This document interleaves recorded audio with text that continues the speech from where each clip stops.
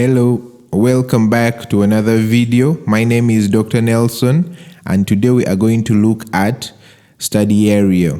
So what is a study area or study setting? Study area or study setting refers to the physical or geographical location where a research study is conducted. This may include a specific region, city, community, institution, or even a laboratory. So why is the study area important? The study area is a critical aspect of any research project because it helps define the scope of the study, the population being studied, and the data collection methods.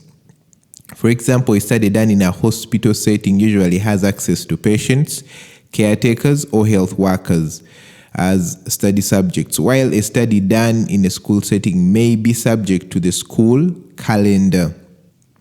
When selecting a study area or study setting for your research project, you should consider the following factors.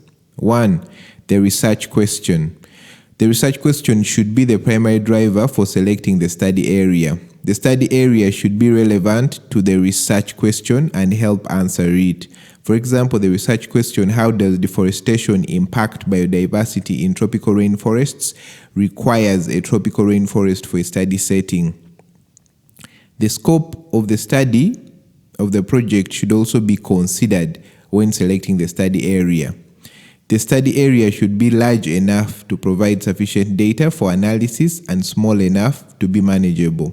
For example, Uganda as a study area for impact of air pollution on respiratory health would be unnecessarily large. Yet, Kampala, the capital city of Uganda, would provide sufficient data. 3.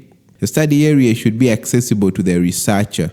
Consider the time and cost required to travel to the study area and conduct research. For instance, the research trying to determine the impact of tourism on the local economy of a remote island might have difficulties accessing Galapagos Islands, which are 1,000 kilometers off the coast. 4. The availability of data should also be considered when selecting a study area. Ensure that there is sufficient data available to answer the research question. For example, Rakai district in Uganda has been chosen by several HIV researchers as a study setting because of the wealth of HIV data that has been collected in that region for decades. Conversely, study areas with classified data such as an army base may present some data availability challenges. 5. The study area should be feasible for conducting the research project. This includes considering ethical and safety considerations, potential for bias, and any legal or regulatory restrictions. For instance, it may not be feasible to conduct a study assessing the impact of a new medication on the mental health of individuals with severe depression in a correctional facility due to various regulatory and bias-related issues. Consider the diversity of the study area. A diverse study area will provide a richer dataset for analysis and may help to ensure generalizability of the results. For example, studies assessing the prevalence of NCDs such as hypertension should pick a study area that is diverse enough in terms of gender, income, education level, and lifestyle to avoid biased results. Consider any previous research conducted in the study area and ensure that new research builds on that existing body of knowledge. Your study may not be adding anything new to the study area A that is heavily researched but might be the only study done in study area B. Consider the time frame for the research project. The study area should be stable enough to provide reliable data over the study period. For example, harvesting season in many parts of Africa is not a good time to conduct a household survey for farming communities. Similarly, nomadic communities are not ideal for long follow-up studies. Lastly, the study area should be relevant to the research topic. Ensure that the study area aligns with the research objectives and hypotheses. For instance, a study on improved agricultural practices is best conducted in a farming setting where the results of the study will have practical utility. A study on irrigation practices may be relevant in northern Uganda that hardly receives rain but not southern Uganda. Other factors to consider may include generalizability of the research findings, whether to use a single study site or multiple study sites, unique ethical considerations such as marginalized or outlawed groups, and any other unique features of the study area that will make your study stand out. what are the characteristics of a poorly selected study area? 1. A very small geographical area with a limited number of participants may not provide enough data for meaningful analysis or generalization. 2. A study area that is not representative of the broader population being studied may lead to biased or inaccurate results. For example, if a study on health access is conducted in a wealthy suburban area, the results may not be applicable to low-income or rural populations. 3. A study that is conducted in an inappropriate setting for the research question may lead to invalid results. For instance, conducting research on the effectiveness of a new cancer treatment in a controlled setting may not be applicable to real-world patients. 4. A study area that is difficult or impossible to access may make data collection analysis challenging or impossible. For example, conducting research on the effects of a natural disaster in a war-torn or conflict-ridden area may be too dangerous or logistically difficult. 5.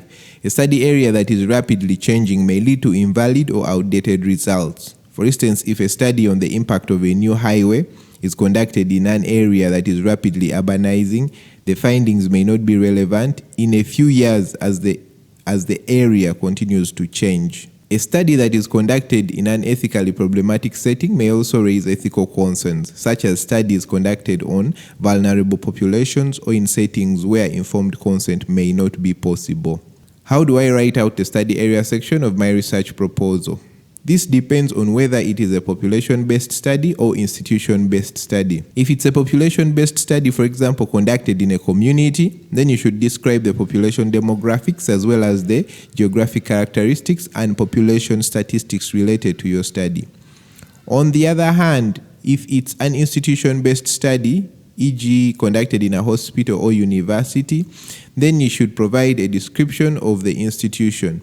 Different sectors provide standard descriptions. For instance, hospitals are often described in terms of ownership, bed occupancy, specialization, catchment area, etc.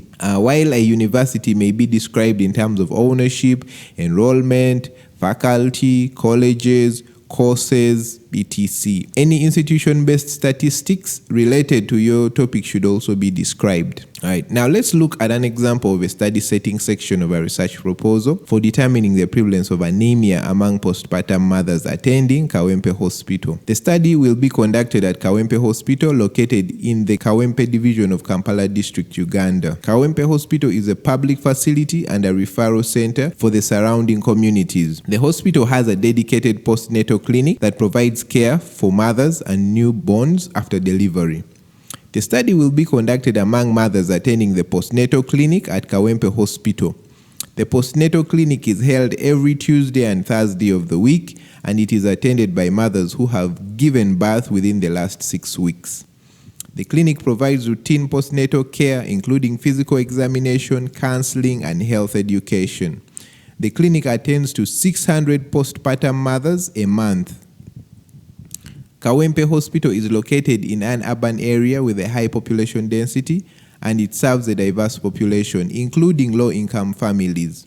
The hospital provides both inpatient and outpatient services, and it has a capacity of 1,790 beds.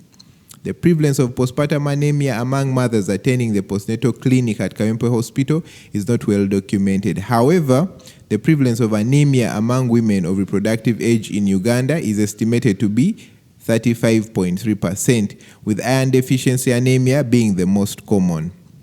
Thanks for listening, and remember to subscribe. See you next time.